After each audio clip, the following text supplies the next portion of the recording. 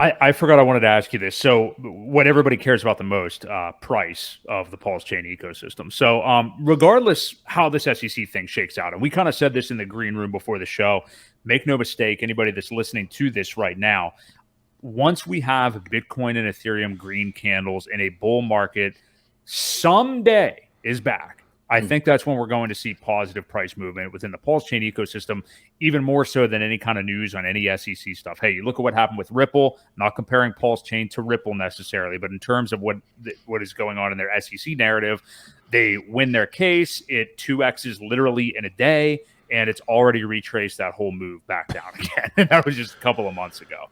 But long term, like into this cycle, Rags, what do you think we can see for this ecosystem, potentially with this SEC thing hanging over our heads? Maybe, maybe not. Will people care? I don't know. I mean, I don't care about it. But what do you think? I mean, I'm not asking for like a price target, but I mean, how optimistic are you on this ecosystem as far as what it could do price-wise than you may have been 3 months ago prior to the SEC, the beginning of the SEC thing? Well, I mean, so we actually can look at something. We can look at XRP. I remember shorting XRP when the SEC stuff came out, and I made a killing on that. But here's the difference between XRP and Hex and PulseChain and PulseX and all that.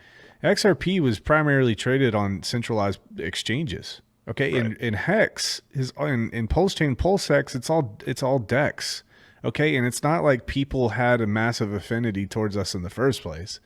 So it's like the people that are going to be, the people that are here are they've got money sidelined. I think that when the bull market shows back up, I think that we certainly take off with the rest of the markets. We would massively outperform XRP in the same situation. I've got no doubt about that. The other thing that's important here is because we're an EVM chain, we're able to, we have these pairings of Pulse and Ethereum on Uniswap on Ethereum. Okay, so Rat Pulse.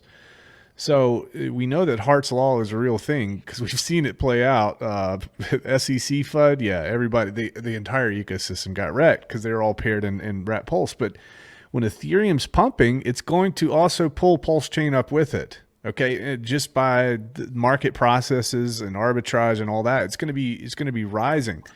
And we also have wrap versions. We have WETH on PulseChain as well.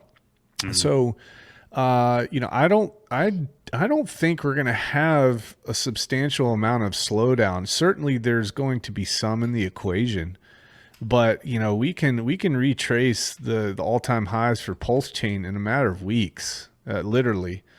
And who knows? Maybe old Richard has something up his sleeve here. Who knows? But yeah, so I don't think it's going to be as bad as people might think it is.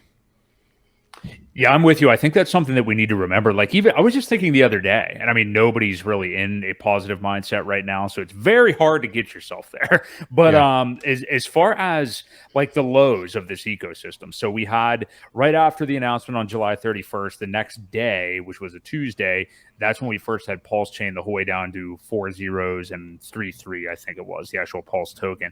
And then we were just revisiting that here a couple of weeks ago. Well, how quickly we forget, like we had this little rally, if you even want to call it that, up over 4 zeros and a 4 again. We've been hanging out over there.